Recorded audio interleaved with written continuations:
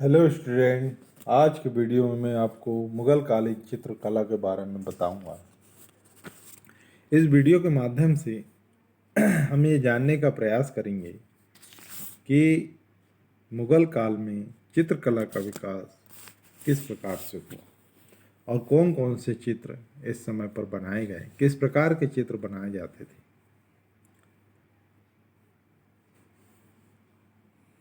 ये जो पेपर है भारत का सांस्कृतिक इतिहास 1526 से 1950 ईस्वी तक और मुगल कालीन चित्रकला। मुगल कालीन चित्रकला बाबर से शुरुआत करते हैं। जैसा कि सभी ज्ञात है कि 1526 में बाबर ने भारत पर मुगल वंश की नींव डाली और इस वंश का संस्थापक भी बाबर को ही कहा जाता है। बाबर ने अपनी आत्मकथा तुजुक बाबरी में लिखा में बेहजाद, इसे पूर्व का रफेल कहा जाता था, की चित्रकारी की प्रशंसा की है। बाबर की यह इच्छा थी कि वह बेहजाद जैसे चित्रकारों को अपने राज्य में आमंत्रित करें तथा चित्रकला को विकसित करें, किंतु समय अभाव के कारण वह कोई विशेष कार्य नहीं कर सका। सभी जानते हैं कि बाबर का जो शासनकाल रहा है 4 वर्षों का था, अर्थात 1526 से 1530 ईस्वी तक। अब बात करें हुमायूं की। हुमायूं जो था अकबर का सबसे बड़ा पुत्र था और उच्च कोटि का विद्वान व्यक्ति था। भारत में चित्रकला का विकास हुमायूं के शासनकाल में प्रारंभ हुआ। शेर शाह से पराजित होने के बाद जब वह ईरान में निवास कर रहा था, उसने तारीख ए खानदानी तैमूरिया की पांडुलिपि को चित्रित करने के लिए बेहजाद के 2 शिष्यों मीर सैयद अली सिराजी और ख्वाजा अब्दुल समद तबरेज़ी की सेवा प्राप्त की। हुमायूं ने प्रसन्न होकर मीर सैयद अली को नादिर उल अस्र की उपाधि से सम्मानित किया। इन दोनों चित्रकारों ने चावल के दाने एक दाने पर चौगान के खेल का संपूर्ण मैदान प्रदर्शित कर दिखाया, जिसमें खेल को देखने के लिए चारों ओर दर्शकगण मौजूद थे। तो इससे स्पष्ट हो जाता है कि ये चित्रकार किस प्रकार में से अपनी चित्रकारी में मशहूर रहा होगा, उसको कितनी जानकारी रही होगी। अब देखते हैं अकबर के काल में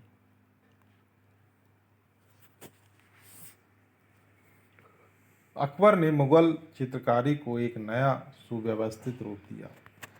उसने चित्रकारी के लिए एक अलग विभाग खोला। मीर सैयद अली और ख्वाजा अब्दुल समद दोनों अकबर के दरबार में थे।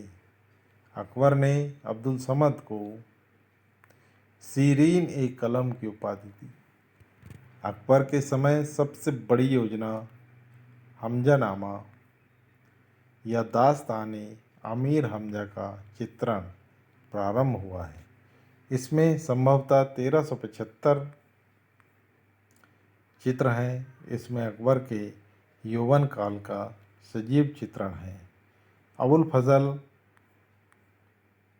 बदायूनी और शाहनवाज खां का मानना है कि इसके चित्रण का कार्य अकबर की प्रेरणा से प्रारंभ हुआ और सबसे पहले मीर सैयद अली के निर्देशन में यह प्रारंभ हुआ। फिर इसे ख्वाजा अब्दुल समद के निर्देशन में पूरा किया गया।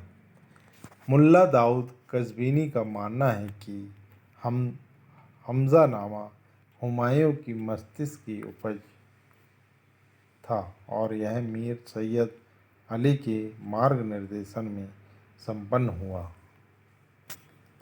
इस तरह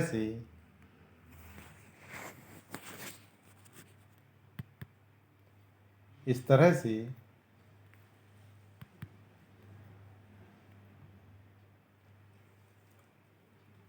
इस तरह से अबुल फजल के अनुसार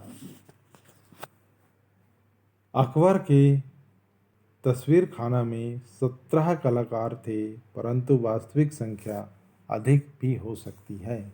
मुकुंद, मिस्किन, कलमक, माधो, जगन, हेमकरण, तारा, सांबल आदि प्रमुख कलाकार थे। अकबर के दरबार में मीर सैयद अली, अब्दुल समद, फारूक बेग, कुली एवं जमशेद विदेशी कलाकार थे। यूरोपीय अकबर के समय दसवंत अपने समय का पहला अग्रणी चित्रकार था। वह एक कहार का बेटा था। उसने रज़्मनामा का चित्रण किया। बाद में वह विक्षित हो गया और 1584 में उसने आत्महत्या कर ली। अब्दुल समद के दरबारी पुत्र मोहम्मद शफीक ने रज़्मनामा का परीक्षण किया। यूरोपीय चित्रकला के कुछ नमूने पुर्तगालियों के माध्यम से अकबर के दरबार में पहुंचे। इससे मुगल चित्रकारों ने दो विशेषताएं ग्रहण की: व्यक्तिगत विशेष का चित्रण, दृश्य, दूसरा है दृश्य में आगे दिखने वाली वस्तुओं को छोटे आकार में बनाना। अकबर के समय में पहली बार भित्ति चित्र की शुरुआत हुई। बसावन अकबर के समय का सर्वोत्कृष्ट चित्रकार था, क्योंकि वह चित्रकला के सभी क्षेत्रों, रेखांकन, रंगों के प्रयोग, छवि चित्रकारी तथा भूदृश्यों के चित्रण में सिद्धहस्त था। बसावन की सर्वोत्कृष्ट कृति है एक कृषगाय, दुबले पतले घोड़े के साथ मजनू का निर्जन क्षेत्र में भटकता हुआ चित्र। अकबर की चित्रकारी के लिए एक विभाग खोला गया था। उसका प्रमुख अब्दुल समद था। अब्दुल समद ने जो कृतियां तैयार की, उसमें से कुछ जहांगीर द्वारा तैयार की गई गुलशन चित्रावली में संकलित है। जहांगीर का काल चित्रकला का चरमोत्कर्ष काल था। जहांगीर ने हेरात के प्रसिद्ध चित्रकार अकारिजा के नेतृत्व में एक चित्रणशाला की स्थापना की। जहांगीर के काल में चित्रकला की दो महत्वपूर्ण विशेषताएं थीं: मुरक्का एवं डेकोरेटेड मार्जिन के रूप में। जहांगीर के समय यूरोपीय चित्रकला का प्रभाव और भी गहरा हो गया। यूरोपीय चित्रकला के प्रभाव में जहांगीर के चित्रकारों ने निम्नलिखित विषय चुने: यीशु का जन्म, मरियम और शिशु, विभिन्न संतों के शहीद होने का चित्र, प्रभामंडल, पंख वाले देवदूत, गरजते बादल। जहांगीर काल के प्रमुख चित्रकारों में फारूक बेग, अकारिजा, बिशनदास, मंसूर, दौलत, मनोहर, अबुल हसन आदि थे।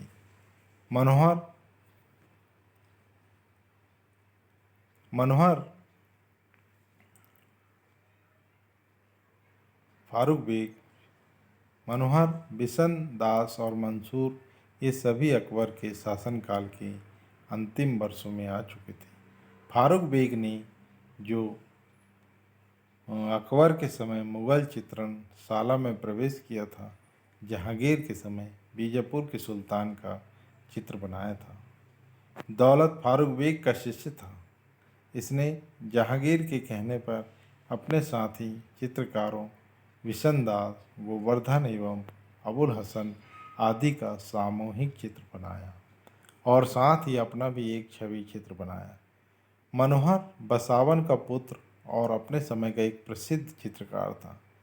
अनेक प्रसिद्ध छवि चित्रों का निर्माण मनोहर के द्वारा किए गए। उल्लेखनीय बात यह है कि तुजु की जहांगीरी में मनोहर का नाम नहीं मिलता।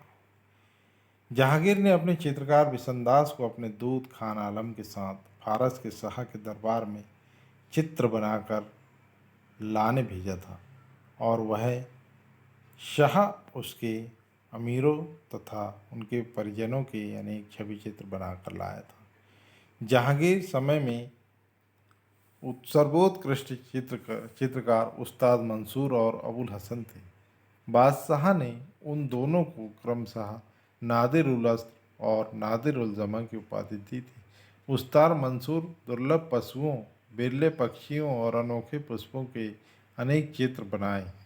मंसूर की मुख्य कृतियों में साइबेरिया का बिरला सारस तथा बंगाल का अनोखा पुष्प विशेष रूप से उल्लेखनीय है। इस तरह से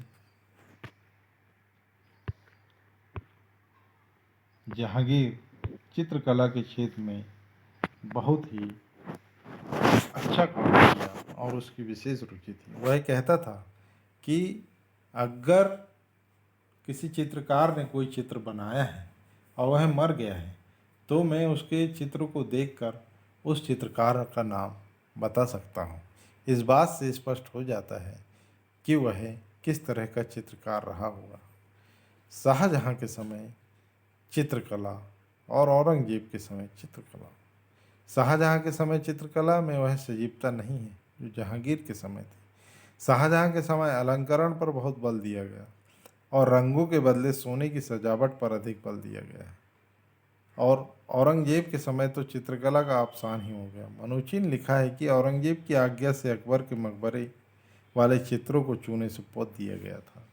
इस प्रकार की सोच औरंगजेब की थी। औरंगजेब के आते ही चित्रकला, स्थापत्य कला, संगीत कला सभी क्षेत्रों में पतन होना शुरू हो गया था। धन्यवाद।